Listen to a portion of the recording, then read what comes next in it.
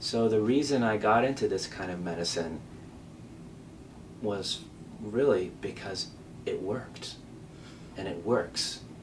And to be a young doctor in training and a medical student, and to look at a system that's obviously broken, where doctors are pushing pills for chronic medical conditions that people will be taking for the rest of their lives, and only then not helping or partially helping or covering up one problem and creating another problem, was depressing.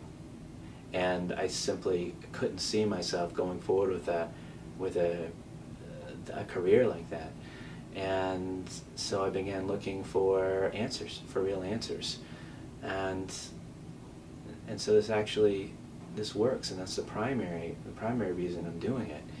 And not only does it work, but it's less harmful.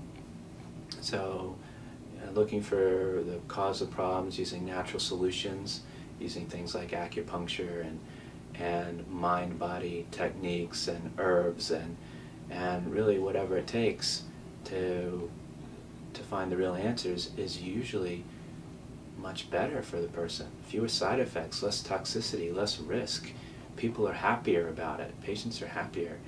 It makes my day better because people are feeling better. So one of the problems in the world of medicine and medical education is that there are a lot of problems that exist that aren't recognized, that aren't agreed that actually truly exist. So case in point is Lyme disease.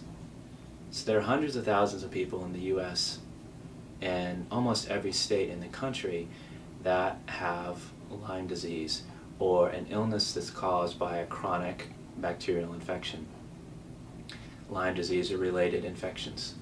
And most doctors will vehemently deny that it exists, yet hundreds of thousands of people are affected. Why is this? I don't know. It's crazy.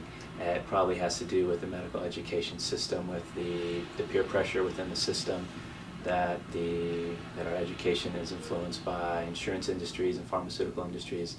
I don't know, but for whatever reason, most doctors don't believe that it exists. And this is changing rapidly, thank goodness, because more and more people are opening up their eyes and seeing what's in front of them. So myself and a lot of other doctors that have been doing this for 20 or 30 years understand how big of a problem this is.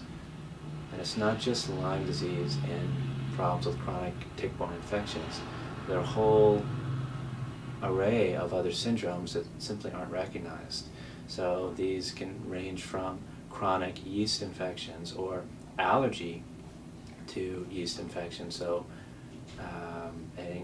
conditions like autism or related illnesses, and environmental illness, so reactions to solvents, to perfumes or fragrances or pesticides or etc. These illnesses are people try to sweep them under the rug as if they don't exist, but they're real, and it's a growing concern. More and more people are having these problems due to environmental toxicity, due to probably changes in our climate and changes in microbe patterns.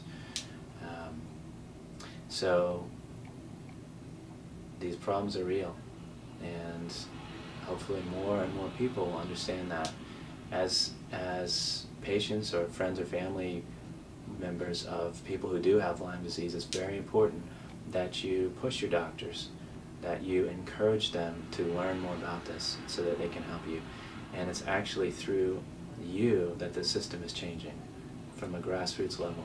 So one of the questions that some people ask me is, what's wrong with the system, or how can the system be improved?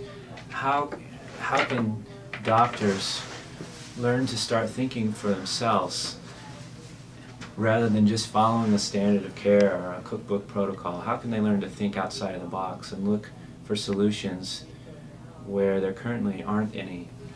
And I think it's helpful to understand the situation where we really are in the world of medicine, is that unfortunately a lot of the answers for chronic problems aren't found in medical school and academics and in residency programs in our training.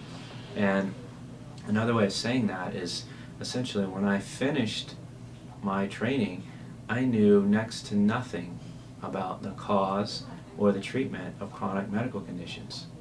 Now again, it's different if someone has a broken arm.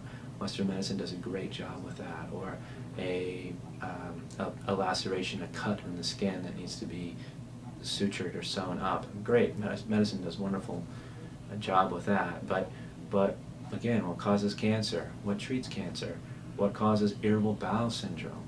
What causes uterine cramps or menstrual cramps or endometriosis or autism, etc.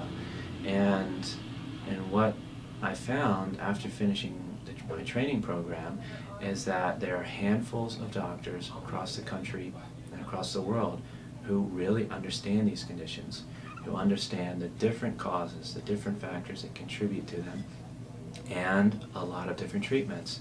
Some of the treatments work very well for many people, some of them work for just a certain group of people, but for most of these conditions, treatments exist. But the treatments are really scattered and held tightly by just a few practitioners in the country.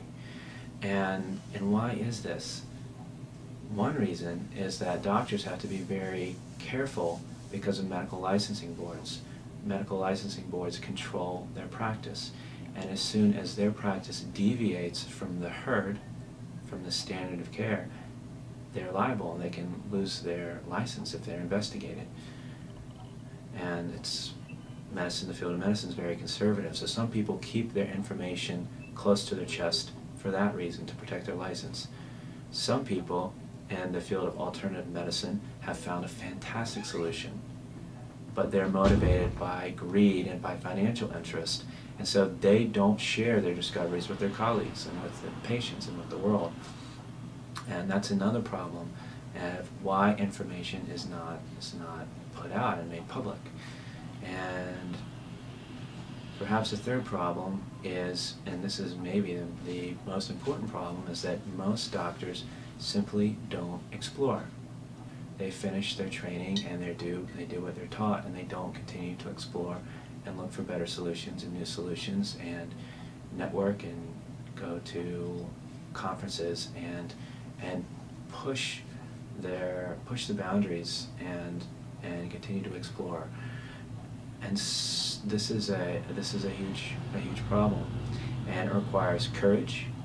It requires the vision and the courage to really step beyond the herd and to put yourself in a vulnerable position in the name of helping people and really looking for truth.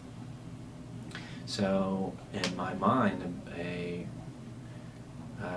not exactly a perfect medical system, but at least a better way of sharing what is known would be if all the different doctors and practitioners all around the world who know the answers really get together and share what they know freely, trusting that everyone will benefit if they just share. This is Dr. AzRa. Thank you for being with us. So long for now.